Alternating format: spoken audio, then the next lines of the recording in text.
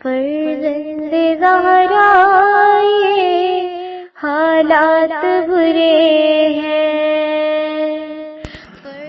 کاشانہ بصیرت ایک ایسا مکمل یوٹیوب چینل جس پر محروم بصارت کے لیے بالخصوص اور تمام افراد کے لیے بالعموم سینکڑوں کی تعداد میں اسلامی کتب دستیاب ہیں۔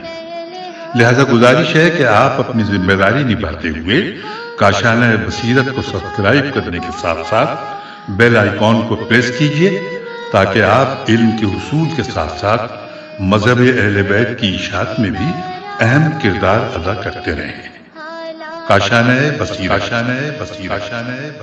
فرزند زہرا یہ حالات برے ہیں۔ بسم اللہ الرحمن الرحیم۔ السلام علیکم۔ یہ کتاب آپ کے لیے کاشانہ بصیرت کی یوٹیوب چینل کی جانب سے ریکارڈ کی جا رہی ہے۔ نام کتاب اسلامی عرفان، مصنف آیت اللہ محمد تقی مصباح یزدی، مترجم سید قوثر عباس موسوی۔ اب ہم کتاب کا پارٹ نمبر 5 پڑھیں گے۔ پہلا باب کلیات کا بقیہ حصہ، اسلام میں عرفان۔ تاریخی اعتبار سے اسلامی دنیا میں عرصہ دراز سے عرفان اور تصوف کے نام سے کچھ رجحانات پائے جاتے ہیں، اور 4 صدی ہجری سے 8ویں صدی ہجری تک ایران اور ترکی سمیت بہت سارے ممالک میں یہ اپنے عروج کو پہنچے۔ آج بھی اس کی مختلف شاخیں اور گروہ پوری اسلامی دنیا بالخصوص شمالی افریقہ میں پائے جاتے ہیں۔ اس سے ملتے جلتے رجحانات تمام ادیان کے پیروکاروں میں موجود ہیں۔ اسی مشترکہ نقطے کے پیش نظر یہ سوال پیدا ہوتا ہے کہ کیا اسلام میں اسلامی عرفان نام کی کوئی چیز پائی جاتی ہے، یا مسلمانوں نے اسے دوسروں سے لیا ہے، اور وہ چیز جس کو اسلامی عرفان کا نام دیا جاتا ہے وہ حقیقت میں مسلمانوں کا عرفان ہے، نہ کہ اسلامی عرفان۔ اور اگر اسلام میں عرفان نام کی کوئی چیز پائی جاتی ہے تو کیا وہ یہی چیز ہے جو آج مسلمانوں کے درمیان رائج ہے، یا اس میں کسی قسم کی رد و بدل کی گئی ہے؟ اس سوال کے جواب میں بعض لوگوں نے تو سرے سے اسلام میں عرفان کے وجود کا انکار کرتے ہوئے اسے ایک بدعت اور باطل قرار دیا ہے۔ بعض دوسرے لوگوں نے اسے اسلام کے متن سے تو خارج کیا، لیکن اس سے سازگار اور موافق قرار دیا۔ بعض لوگوں نے تصوف کے حوالے سے بھی اسی دوسرے نظریے کو اپناتے ہوئے کہا ہے کہ تصوف ایک پسندیدہ بدعت ہے، جس طرح عیسائیوں میں رہبانیت قرآن مجید رہبانیت کے بارے میں فرماتا ہے۔ سورہ حدید آیت نمبر 27۔ اور جو رہبانیت ان لوگوں نے خود ایجاد کر لی تھی، ہم نے اسے ان پر فرض نہیں کیا تھا، مگر اللہ کی خوشنودی کی طلب میں انہوں نے آپ ہی یہ بدعت نکالی۔ اس سلسلے میں تیسرے گروہ نے عرفان کو اسلام کا حصہ بلکہ اس کی روح اور ایسا مغز قرار دیا ہے جس نے دیگر تمام اسلامی احکام کی طرح قرآن کریم اور سنت نبوی سے جنم لیا ہے۔ اسے دوسرے مکاتب فکر اور مسالک سے نہیں لیا گیا۔ اس نظریے کے اعتبار سے اسلامی عرفان کا دوسرے عرفانوں سے مشابہت اس بات کی دلیل نہیں بنتی کہ یہ ان سے اقتباس ہے۔ جس طرح اسلامی شریعت کے بہت سے احکام کی دوسرے آسمانی شریعتوں سے مشابہت کے یہ معنی نہیں کہ اسلامی شریعت کو ان سے اقتباس کیا گیا ہے۔ ہماری نظر میں یہ آخری نظریہ بہت پسندیدہ ہے۔ البتہ یہ بات یاد رہے کہ اسلامی عرفان کا اصیل ہونے کے یہ ہرگز معنی نہیں ہے کہ عالم اسلام میں جس چیز کو عرفان یا تصوف کا نام دیا جا رہا ہے وہ صحیح ہو، کیونکہ اسلام سے منسوب ہر گروہ کا عقیدہ، کردار اور رفتار کو اسلامی عقیدہ یا اسلامی کردار اور رفتار شمار نہیں کیا جا سکتا، اور نہ اسلام کو متضاد متناقض عقیدوں اور اقدار کا مجموعہ ماننا پڑے گا، یا باہم متضاد اور متناقض اسلام کے وجود کو تسلیم کرنا پڑے گا۔ بہرحال ہم اسلامی عرفان کے وجود کی اصلیت کو ماننے ایک ایسے عرفان جس پر پیغمبر اکرم صلی اللہ علیہ وسلم اور اب کے سچے جانشین فائز تھے کے ساتھ ساتھ مسلمان عرفا اور صوفیہ کے درمیان اجنبی عناصر کی موجودگی کا بھی انکار نہیں کرتے، اور صوفیہ کے بہت سارے گروہوں کے نظریات اور ان کے کردار و عمل کو قابل اعتراض سمجھتے ہیں۔ اگر کوئی شخص قرآن کریم کی آیتوں، پیغمبر اکرم صلی اللہ علیہ وسلم اور ائمہ معصومین علیہم السلام کے اقوال و فرامین کا گہری نظر سے جائزہ لے تو وہ یقیناً نظری عرفان کے حوالے سے انتہائی بلند اور گہرے مطالب نیز بہت ساری تعلیمات، قوانین اور آداب و اصول کا پتہ لگا سکتا ہے۔ مثال کے طور پر توحید ذات و صفات اور افعال کے حوالے سے سورہ توحید، سورہ حدید کی ابتدائی آیات نیز سورہ حشر کی آخری آیتوں کی طرف اشارہ کیا جا سکتا ہے۔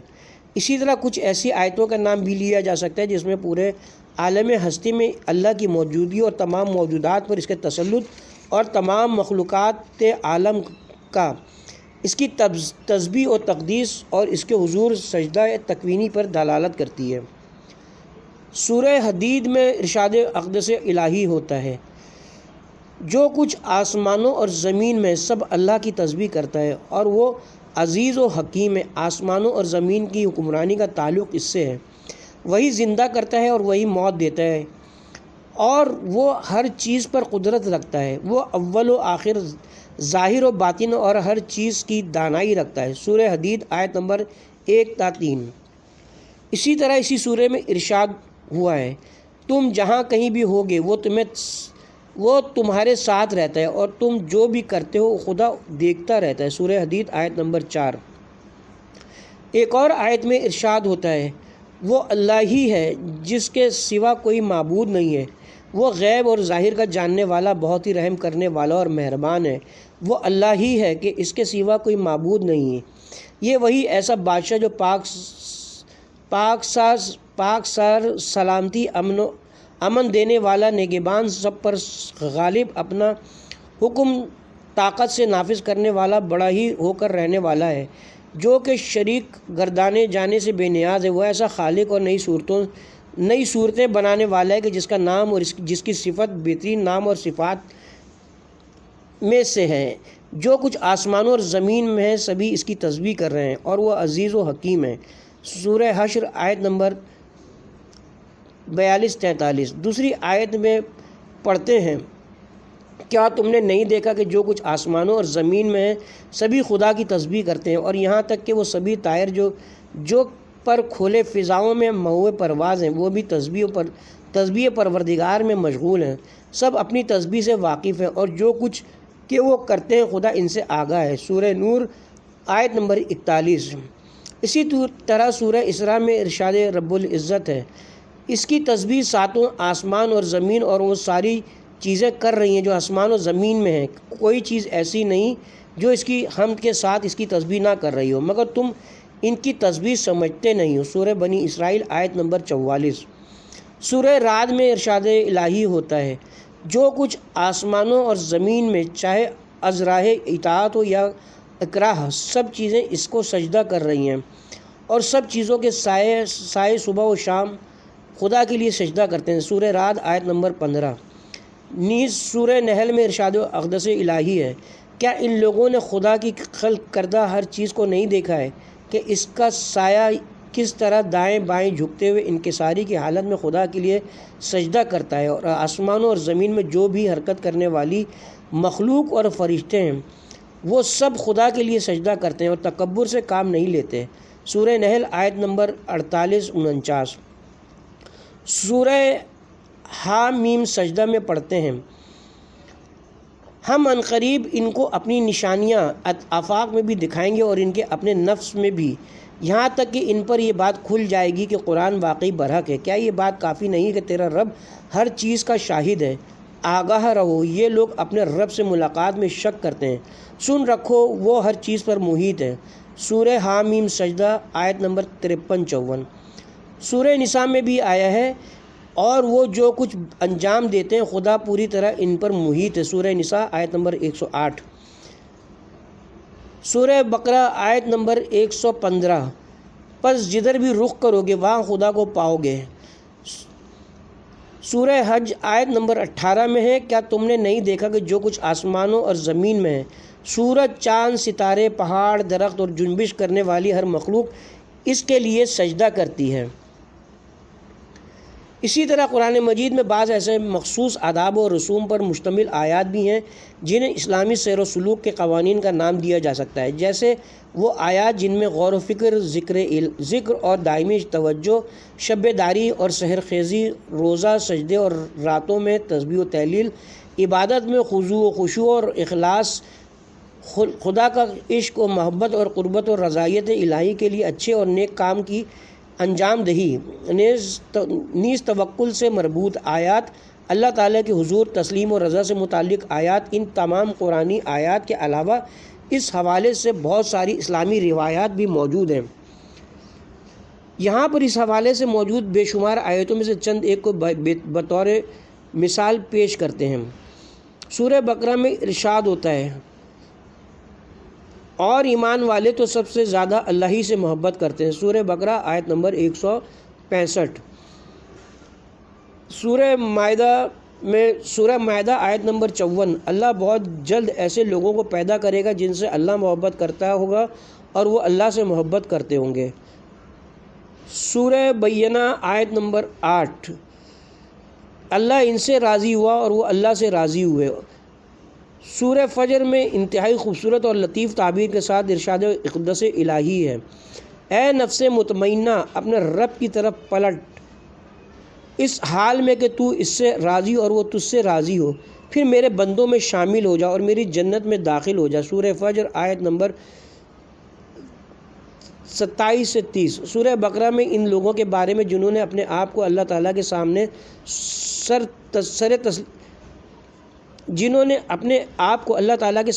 تسلیم خم کیا ہے، ارشاد ہوتا ہے سورہ بقرہ آیت نمبر 112، ہاں جس نے اپنے آپ کو اللہ کے حوالے کر دیا اور وہ نیکی کرنے والا ہے تو اس کے لیے اس کے رب کے پاس اس کا اجر ہے، اور انہیں نہ تو کوئی خوف ہوگا اور نہ کوئی حزن۔ سورہ دہر میں ان لوگوں کے بارے میں جو خلوص کے ساتھ صرف اور صرف خدا کی محبت میں دوسروں کے ساتھ نیکی سے پیش آتے ہیں، ارشاد الہی ہوتا ہے، اور ان کا پروردگار انہیں پاکیزہ مشروب پلائے گا۔ سورہ دہر آیت نمبر 21۔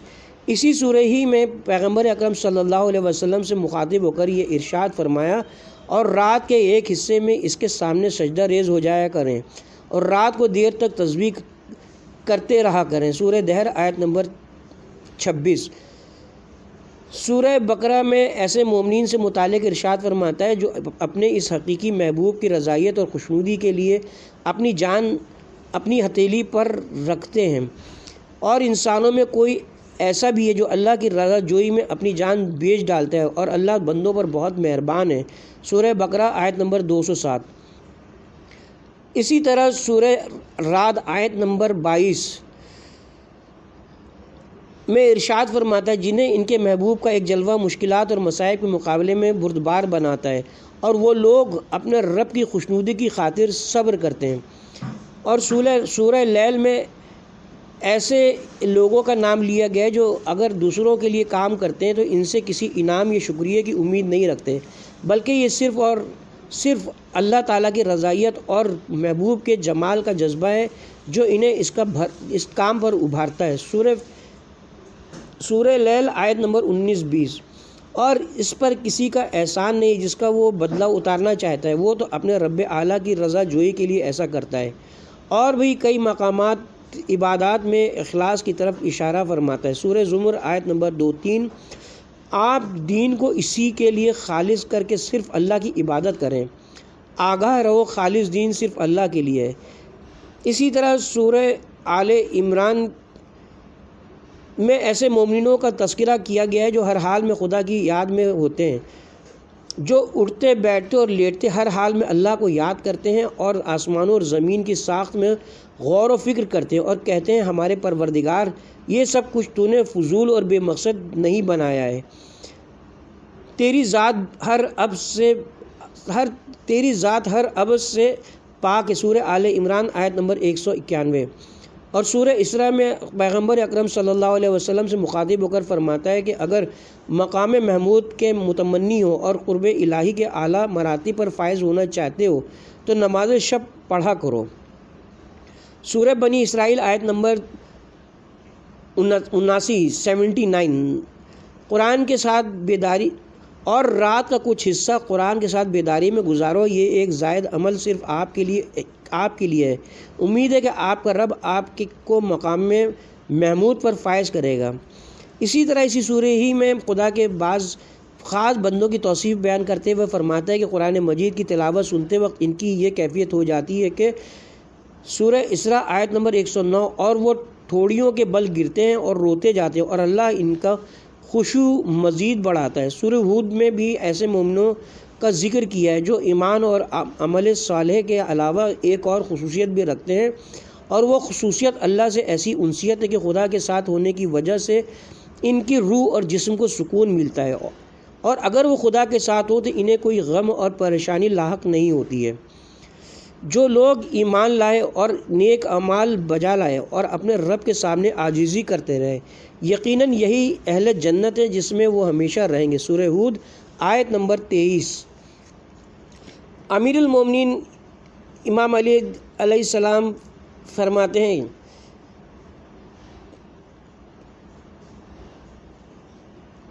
بے شک اللہ تعالیٰ نے اپنے ذکر کو دلوں کے لیے ثقیل قرار دیا ہے۔ بے شک ذکر خدا کے بھی کچھ اہل ہیں جنہوں نے اسے ساری دنیا کا بدل قرار دیا ہے، اور اب انہیں تجارت یا خرید و فروخت اس ذکر سے غافل نہیں کر سکتی ہے۔ گویا انہوں نے دنیا میں رہ کر آخرت تک کا فاصلہ طے کر لیا، اور پس پردہ دنیا جو کچھ ہے سب دیکھ لیا ہے، اور گویا کہ انہوں نے برزخ کے طویل و عریض زمانے کے مخفی حالات پر اطلاع حاصل کر لی ہے، اور انہوں نے اہل دنیا کے سامنے ان چیزوں پر سے پردہ الٹ دیا ہے۔ نہج البلاغہ خطبہ نمبر 213۔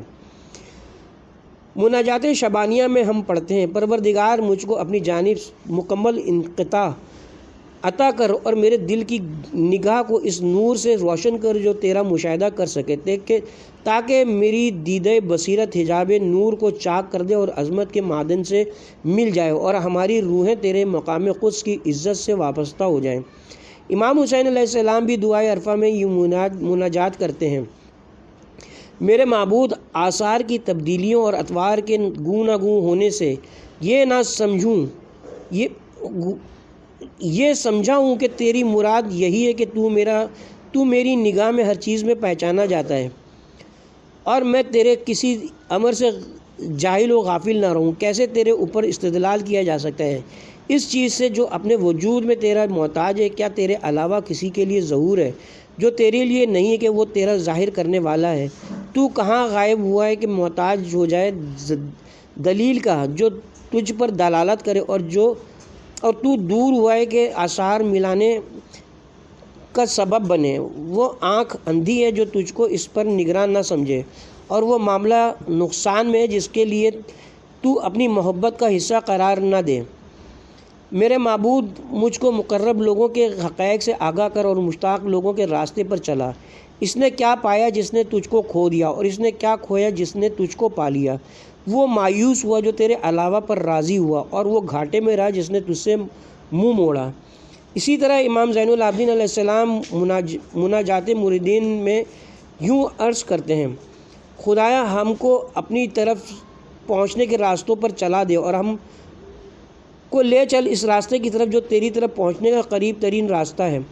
بس تو ہی میرا مقصد ہے، نہ کہ تیرا غیر، اور میرا خواب اور میری بیداری صرف تیرے لیے ہے، تیرے علاوہ کسی کے لیے نہیں ہے، اور تیری ملاقات میری خنکی چشم ہے، اور تیرا وصال میرے نفس کی آرزو ہے، اور تیری جانب میرا شوق ہے۔ حضرت مناجات عارفین میں اس طرح عرض کرتے ہیں، خدایا ہم کو ان لوگوں میں سے قرار دے جن کے شوق کے درخت ان کے دلوں کے گلستان میں راسخ ہو گئے ہوں، اور جن کے پورے دل کو تیرے سوز محبت نے گھیر لیا ہے۔ پس وہ لوگ فکروں کے آشیانوں میں نشیمن بنائے ہوئے ہیں، اور مقام قرب و شہود میں خرام ناز سے چل رہے ہیں، اور اپنے محبوب کی طرف نظر کرنے کی وجہ سے ان کی آنکھیں ٹھنڈی ہو گئی ہیں۔ مناجات محبین میں فرماتے ہیں، خدایا وہ کون شخص ہے جس نے تیری محبت کی مٹھاس چکھا ہو اور تیرے بدل کا خواہش مند ہو، اور کون شخص ہے جس نے تیری قربت کا انس پایا ہو اور ایک لمحے کے لیے بھی تجھ سے روگردانی کرے۔ امام جعفر صادق علیہ السلام ایک روایت میں بندوں کی عبادت کو 3 قسموں میں تقسیم کرتے ہوئے فرماتے ہیں، عبادت کرنے والوں کی 3 قسمیں ہیں۔ کچھ لوگ خوف کے مارے خدا کی عبادت کرتے ہیں، یہ غلاموں کی عبادت ہے، اور کچھ لوگ ثواب کے لیے اللہ کی عبادت کرتے ہیں، یہ تاجروں کی عبادت ہے، اور کچھ لوگ محبت کی وجہ سے اللہ کی عبادت کرتے ہیں، یہ آزاد لوگوں کی عبادت ہے، اور یہی سب سے افضل عبادت ہے۔ بحر الانوار جلد نمبر 70 صفحہ نمبر 255 باب نمبر 55 روایت نمبر 12۔ البتہ بہت سارے دوسرے مسائل کی طرف یہاں بھی اسی قسم کی آیات اور روایات کا سہارا لیتے ہوئے ایک گروہ نے تقریض اور دوسرے نے افراد سے کام لیا ہے۔ پہلے گروہ نے تنگ نظری اور ظاہر بینی سے کام لیتے ہوئے اس قسم کی آیات اور روایات کا انتہائی سادہ معنی مراد لیا ہے۔ انہی کے بلند ترین مطالب کو نظر انداز کرتے ہوئے اللہ تعالیٰ کے لیے مختلف حالات اور جسمانی اعتبار سے اتار چڑھاؤ کا قائل ہونا پڑا ہے، اور یہ وہ گروہ ہے جو اسلام اور اسلامی تعلیمات میں سرے سے ہی عرفان نامی کسی چیز کے وجود کا منکر ہے۔ دوسری طرف ایک اور گروہ مختلف معاشرتی عوامل سے متاثر اور خارجی عناصر کو داخل کرتے ہوئے کچھ ایسے امور کا معتقد ہوا ہے کہ انہیں کسی بھی صورت میں دینی متون اور کتاب و سنت کی تعلیمات کے عین مطابق قرار نہیں دیا جا سکتا، بلکہ ان میں سے بعض امور تو صریح اور غیر قابل تعویل نصوص کے بھی مخالف ہیں۔ انہوں نے عمل کے اعتبار سے کچھ آداب و رسوم کو خود سے وضع کر لیا ہے یا غیر اسلامی فرقوں سے مستعار لیا ہے، اور یہ لوگ دوسری طرف عارف کامل کے شرعی واجبات اور دینی وظائف سے مستثنی ہونے کے بھی قائل ہیں۔ دلچسپ بات یہ ہے کہ یہ لوگ اپنے اس دعوے کے اثبات میں قرآن مجید سے استدلال کرتے ہوئے سورہ ہجر کی آیت نمبر 98 اور 99 وہ کہتے ہیں کہ ان آیات میں خود قرآن کہتا ہے کہ سجدہ، نماز اور عبادت الہی اس وقت تک کے لیے ہیں جب تک انسان یقین کی منزل تک پہنچ جائے۔ اس منزل تک رسائی کے بعد پھر کسی نماز یا عبادت کی ضرورت باقی نہیں رہتی۔ البتہ یہ ایک باطل نظریہ ہے، کیونکہ جو شخص قرآن کے معنی اور تفسیر سے آشنائی رکھتا ہے وہ بخوبی جانتا ہے کہ اس آیت سے ایسا کوئی مطلب ہرگز نہیں نکلتا۔ اس کتاب کے 5ویں باب میں اس سلسلے میں مزید وضاحت پیش کریں گے انشاءاللہ۔ ایسے لوگوں کے جواب میں کہا جا سکتا ہے کہ بغیر کسی تردد کے رسول اکرم صلی اللہ علیہ وسلم اور امیر المومنین امام علی علیہ السلام سے بڑے اور پہنچے ہوئے عارف کوئی نہیں، لیکن اس کے باوجود آپ دونوں اپنی پوری زندگی میں شرعی امور کی انجام دہی پر خاص توجہ دیتے تھے، بلکہ عام لوگوں سے کہیں زیادہ اس کا اہتمام کرتے تھے۔ البتہ بعض لوگ عرفا اور صوفیوں کے متعلق حد سے زیادہ حسن ظن کے قائل ہیں اور ان تمام مطالب کے لیے تعویلات اور توجیحات بھی بیان کرتے ہیں، لیکن انصاف سے دیکھا جائے تو ان میں سے بعض باتوں کی کوئی قابل ذکر توجیہ پیش نہیں کی جا سکتی۔ اس حوالے سے ہمیں علمی اور عرفانی شخصیات سے اس قدر متاثر نہیں ہونا چاہیے کہ ان کی تمام باتوں اور تحریروں کو آنکھ اور کان بند کر کے قبول کریں، ان کے نظریات کی تائید کریں اور دوسروں سے ان کے نظریات کا تنقیدی جائزہ لینے کا حق چھین لیں۔ البتہ واضح رہے کہ تنقید کا حق قبول کرنے کا یہ ہرگز مطلب نہیں کہ غیر سنجیدگی کا مظاہرہ کر کے تعصب اور ناانصافی سے کام لیتے ہوئے اہم اور مثبت نکات کو نظر انداز کیا جائے۔ بہرحال حق و حقیقت کی جستجو میں رہتے ہوئے عدل و انصاف کی راہ پر چلنا چاہیے اور بغیر کسی دلیل کے کسی بھی قسم کی افراطی خوش بینی اور بدبینی سے پرہیز کرنا چاہیے اور اللہ تعالیٰ سے حق کی معرفت اور اس راہ میں استقامت اور ثابت قدمی کی دعا مانگنی چاہیے۔ عرفان اور شریعت متلازم یا متفارق؟ ایک اور اہم مسئلے کی طرف توجہ ہونا ضروری ہے، وہ عرفان اور شرعی احکام یا دوسرے الفاظ میں طریقت اور شریعت کے درمیان کیا تعلق ہے۔ ایک گروہ کا یہ خیال ہے کہ عرفان کشف و حقائق کا ایک مستقل راستہ ہے جو احکام شرعی کی رعایت کے بغیر ہی قابل استفادہ ہے، اور اسلام نے بھی اس کی بدعت مرضی کے نام سے تائید کی ہے یا کم از کم اس سے منع نہیں کیا۔ اس سلسلے میں بعض لوگ اتنا آگے بڑھتے ہیں کہ وہ بنیادی طور پر عرفانی مقامات تک پہنچنے کے لیے کسی دین کے پیروکار ہونے کو بھی ضروری نہیں سمجھتے۔ بعض لوگ کسی بھی ایک دین کے پیروکار ہونے یا ذرا سا اعتدال سے کام لیتے ہوئے ادیان الہی میں کسی ایک کے پیروکار ہونے کو کافی سمجھتے ہیں۔ قابل ذکر بات یہ ہے کہ اسلام کی نظر میں عرفانی سیر و سلوک اسلامی شریعت کے مقابلے میں کوئی مستقل راستہ نہیں، بلکہ وہ شریعت ہی کا ایک دقیق اور لطیف ترین حصہ ہے۔ اگر ہم شریعت کی اصطلاح کو ظاہری احکام سے مختص کر دیں تو یہ کہنا پڑے گا کہ طریقت اور حقیقت شریعت کے طول یا اس کے باطن میں موجود ہے، جو صرف شریعت کے احکام کی رعایت ہی سے عبارت ہے۔ مثال کے طور پر شریعت نماز کے ظاہری احکام معین کرتی ہے، جبکہ طریقت جو اس کو متوجہ رکھنے اور اس میں حضور قلب اور عبادات کو کمال تک پہنچانے کی شرائط پیدا کرنے کی ذمہ دار ہے۔ شریعت عذاب الہی سے بچتے ہوئے بہشتی نعمتوں سے لطف اندوز ہونے کے پہلو پر تاکید کرتی ہے، لیکن عرفان اللہ کی ذات کے علاوہ ہر چیز سے اپنی نیت کو خالص رکھنے کی تاکید کرتی ہے۔ لیکن جس طرح ائمہ اہل بیت علیہم السلام کی روایات کی زبان میں احرار کی عبادت کا نام دیا گیا ہے، اسی طرح شریعت میں شرک سے مراد شرک کے جلی جو بتوں اور ان کی مانند دوسری چیزوں کی عبادت ہے، لیکن طریقت میں شرک کی ایک انتہائی دقیق قسم بیان کی جاتی ہے جسے شرک خفی اور اخفا کا نام دیا جاتا ہے، جس سے مراد غیر خدا سے کسی بھی قسم کی امید لگائے رکھنا یا اس کے غیر سے ڈرنا، غیر اللہ سے مدد مانگنا، خدا کے غیر سے عشق و محبت کرنا وغیرہ ہے۔ جب یہ تمام چیزیں اصالت اور استقلال کا پہلو رکھتے ہوں اور اطاعت امر الہی کی بنیاد پر نہ ہوں تو اس میں یہ ایک قسم کا شرک شمار ہوتا ہے۔ اس لحاظ سے ضروری ہے کہ شریعت یا طریقت کی پیروی کا نتیجہ حقیقت یعنی کشف حقائق کا ظہور ہو۔ اس راستے میں نہ صرف بدعتوں کے انواع و اقسام اور خود ساختہ قوانین کی کوئی اہمیت نہیں ہے، بلکہ یہ چیزیں حقیقی عرفان تک پہنچنے میں رکاوٹ بھی بن جاتی ہیں۔ جائے کہ ان امور سے استفادہ کیا جائے جن سے واضح اور یقینی طور پر منع کیا گیا ہو۔ یہ جاننا بھی ضروری ہے کہ ممکن ہے کہ اس قسم کے بعض کام وقتی طور پر عرفانی کیفیت پیدا کریں مگر اس کا انجام اچھا نہ ہوا ہو، اور ممکن ہے کہ یہ کام آخری وار کے لیے شیطان کا ایک جال ہو، لہٰذا ان چیزوں کے دھوکے میں نہیں آنا چاہیے۔ حق کا راستہ صرف وہی ہے جسے اللہ تعالیٰ نے بیان فرمایا ہے، اس کے علاوہ گمراہی کے سوا کچھ نہیں ہے۔ اس کتاب کے اگلے ابواب میں طریقت اور شریعت کے حوالے سے مزید گفتگو کریں گے انشاءاللہ۔ اب اس کے ساتھ ہی ہم یہاں پہ پارٹ نمبر 5 کا اختتام کرتے ہیں، اور اس کے ساتھ ہی